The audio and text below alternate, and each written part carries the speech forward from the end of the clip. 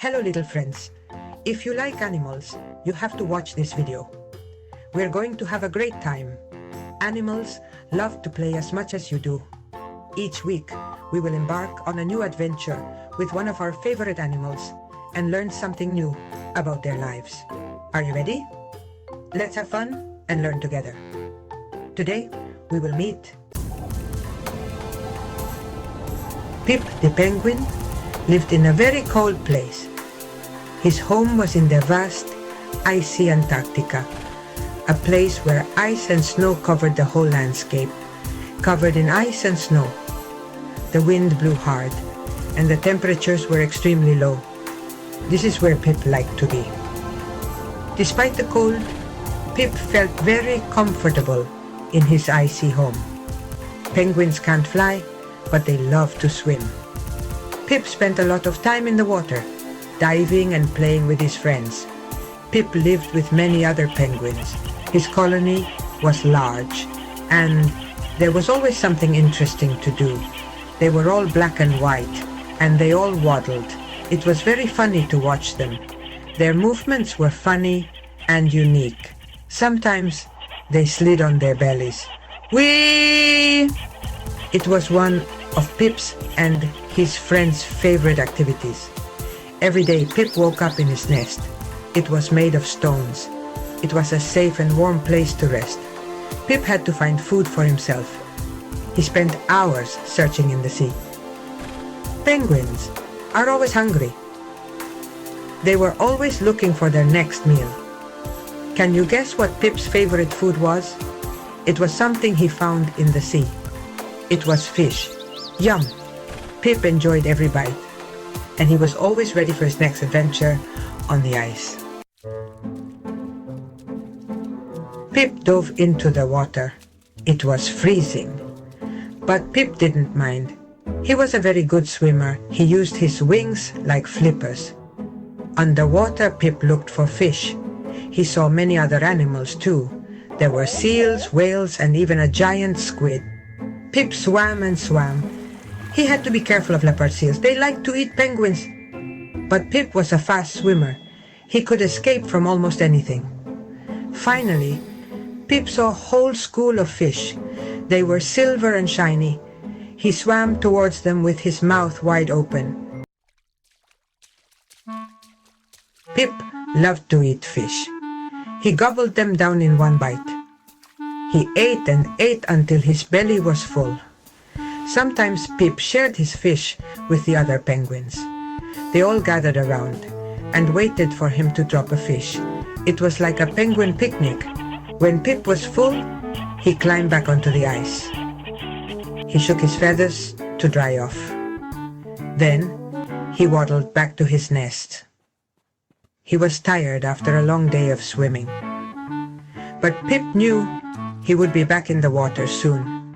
He loved to swim and play with all his friends. One day, Pip was waddling on the ice. He was looking for something new and exciting.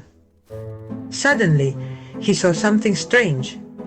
It was small and colorful. It was half buried in the snow. Pip had never seen anything like it before. Carefully, Pip approached the strange object. He touched it with his flipper. Nothing happened. Pip took a deep breath and nudged it with his beak. The object moved a little. What could it be? Pip loses his lunch. Suddenly, the object burst open. It was a lunchbox. Pip waddled closer, wondering what could be inside. Inside, Pip saw a delicious-looking sandwich and a juice box. The sandwich had layers of ham, cheese, and lettuce, and the juice looked very refreshing. Pip had never seen a sandwich before. He was very curious. He wondered what it would taste like, and if he would like it as much as humans did. He took a big bite of the sandwich and closed his eyes. It was delicious. The flavor was amazing, and Pip couldn't believe how lucky he was to have found such a treat. But Pip wasn't the only one who liked sandwiches. Other birds in the area had also noticed the tasty meal. A hungry skua swooped down from the sky and snatched the sandwich right out of Pip's hands. Pip was startled. He couldn't believe what had just happened. He had never met a skua before. These birds were known for being very bold and stealing food from other animals. And now, his delicious sandwich was gone. Pip stared at his empty lunchbox, feeling sad and a little confused. What would he do now without his lunch? A slippery situation. The skua landed on a nearby ice floe, the sandwich in its beak. Pip wanted his sandwich back. He started waddling towards the skua, grumbling. But the skua just laughed and took a big bite of the sandwich. Pip was so mad. He started running across the ice, his little feet moving as fast as they could. Suddenly Pip slipped. He slid across the ice on his belly. The skua flew away, still laughing. Pip stopped, feeling silly. His belly growled. He was hungry again. Section 7. Back to the water. Pip sighed. He had lost his sandwich and had been made to look foolish. It was time to forget about the sandwich and find some real food. He waddled to the edge of the ice and dove into the water. The cold water felt good on his warm feathers. Pip swam and swam, looking for fish. He completely forgot about the sandwich and the skua. He had an important job to do: fill his belly. Underwater, the world was quiet and peaceful. Pip felt happy again. Section 8. Safe and sound. Pip swam for a long time, fishing and playing with his friends. Finally, he was full and sleepy. He climbed back onto the ice, exhausted but happy. He knew tomorrow would be another day, full of new adventures. Maybe he would even find another sandwich. But even if he didn't, he was happy to be a penguin, living in a magical world of ice and snow.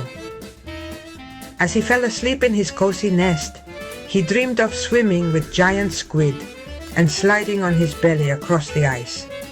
It was good to be Pip, the penguin. Section 9. Pip's next adventure. The next morning, Pip woke up to the sound of his penguin friends chattering excitedly. The sun was just peeking over the horizon, painting the sky with soft shades of pink and orange. Why would they be so excited, Pip wondered, as he stretched and shook the snow off his feathers. He waddled over to see what all the commotion was about. His little steps left tracks in the fresh snow. To his surprise, he saw a group of humans standing nearby, bundled up in warm clothes. The humans looked so different from the penguins, with their bright colors and clumsy movements. They were holding strange, rectangular objects. Pip had never seen anything like them before. One of the humans pointed their object at Pip, and there was a click. The sound echoed in the cold air. Pip tilted his head, curious. What could that sound be? And why were they making it? What were these strange creatures? Pip had never seen anything so fascinating and puzzling at the same time. And what were they doing in his home? The humans seemed to be as interested in the penguins as Pip was in them. Pip was about to find out, his heart beat with excitement and a little bit of nervousness. His next adventure was about to begin. With each step, Pip ventured further into a world full of mysteries and new experiences.